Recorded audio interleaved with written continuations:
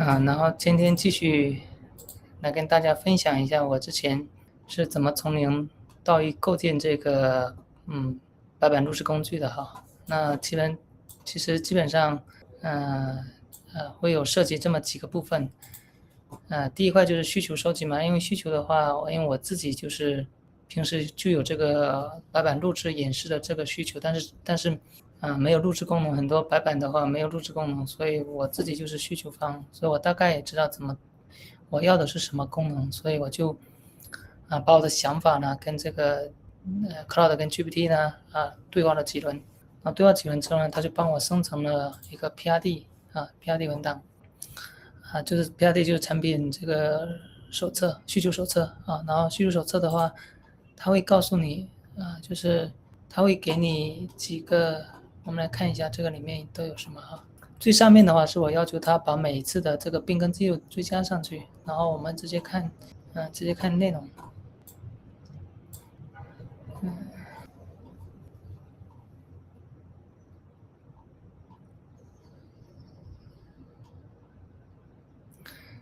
直接看内容的话，其实它有一些，比如说，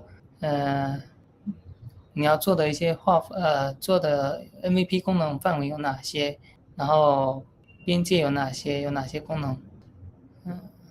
逐个看一下这个比如说目标用户是哪些，比如说针对的是像培训师产品经理这些的这种呢可能他平时需要演示或者是澄清一些细节或者概念流程这些的，那可能需要用到白板，但是可能没有录制功能，所以可能需要既能讲白板又能有录制的这么一个功能然后包括一些有了目标用户群了之后呢，就是下面就要看具体的核心功能框定在哪些部分。那基本上其实像必做这个就是 MVP 必做这一块，就是肯定你要有录制功能嘛，然后要有多个平台的导出能力多个比例多个平台的导出能力。有了这个之后呢，可能需要加一些字幕或者是能够加一些人像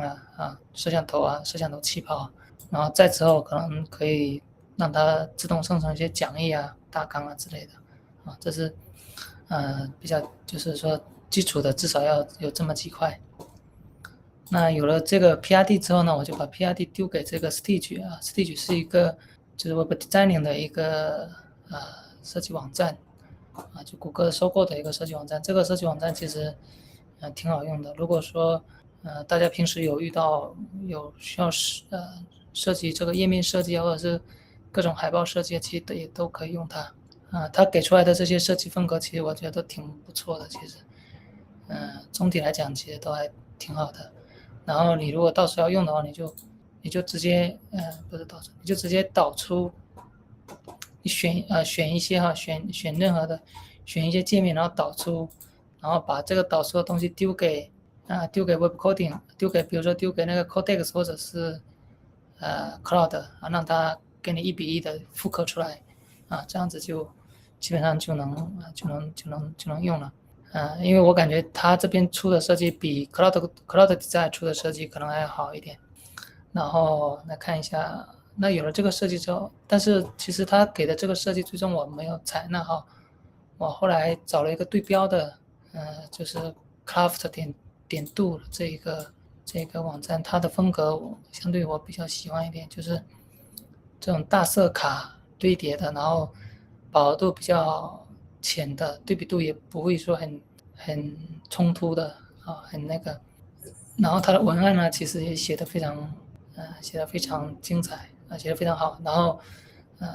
色块其实大色块也相对比较丰富，然后也有适当的留白，所以整体风格我觉得比较简约一点然后所以后来就让他在这个基础上做一些复刻。那有了这个之后呢，我们就看一下，你看大概的风格其实也是比较接近反正就是复刻一些色块出来大色块出来，就整体就保持这种简约的风格然后迭代了几轮之后呢，我后面就把它推送到我的这个 GitHub 上面GitHub 上面它就是有绑定了那个 Verso， 所以说我就是直接就可以发布到 Verso 上面，可以看一下波手是一个托管平台哈，就是我就是应用的托管平台，我把应用托管到了这个波手上面，比较卡，刷新一下。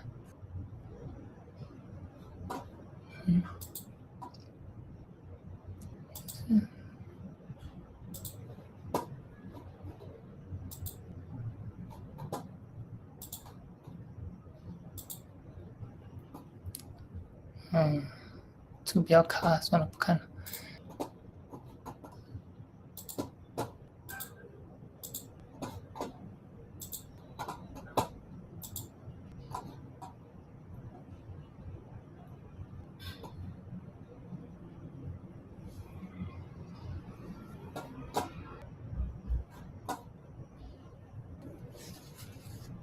然后下期看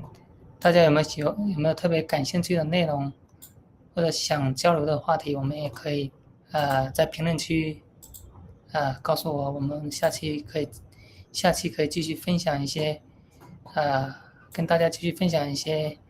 Web Coding 相关的一些相关的交流一些相关的经验啊。今天就录到这里啊，谢谢。